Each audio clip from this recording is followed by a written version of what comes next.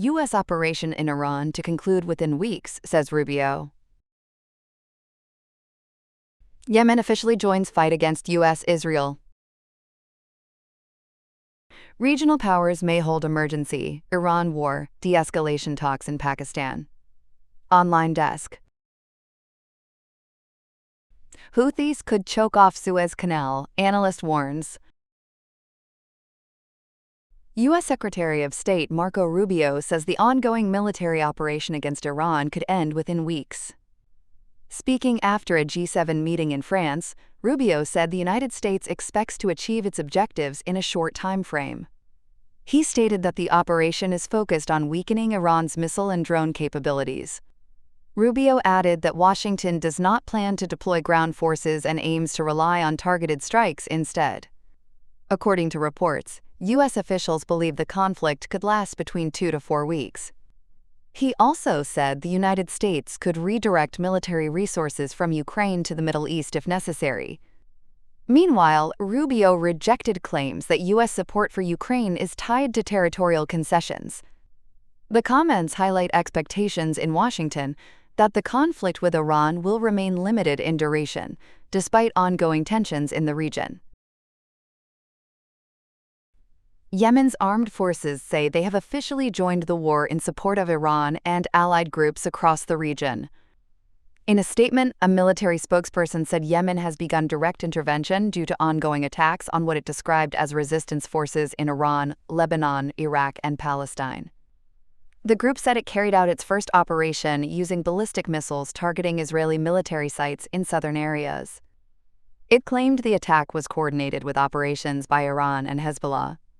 According to the statement, the strikes achieved their intended objectives. The group also warned that its operations will continue until military actions against its allies come to an end. The development signals a further expansion of the conflict, raising concerns about a broader regional war. High-level diplomatic talks aimed at easing tensions in the Middle East are expected to take place in Pakistan in the coming days. Turkey's Foreign Minister Hakan Fidan said representatives from Pakistan, Saudi Arabia, Egypt, and Turkey are coordinating the meeting.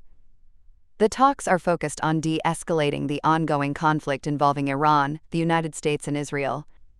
Originally planned to be held in Turkey, the meeting was moved to Islamabad due to scheduling constraints.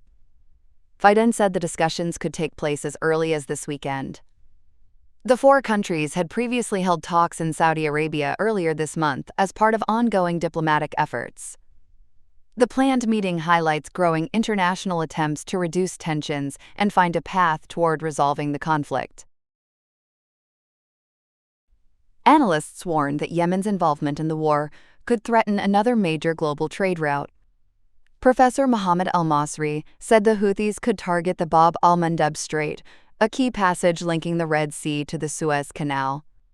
He said this could create a second major choke point for global trade, alongside the Strait of Hormuz. Both waterways are critical for the transport of oil and goods worldwide. El-Masri also warned that additional missile attacks from Yemen could put further pressure on Israel's air defense systems. He said expanding the conflict to another front could make the situation more complex and difficult to control.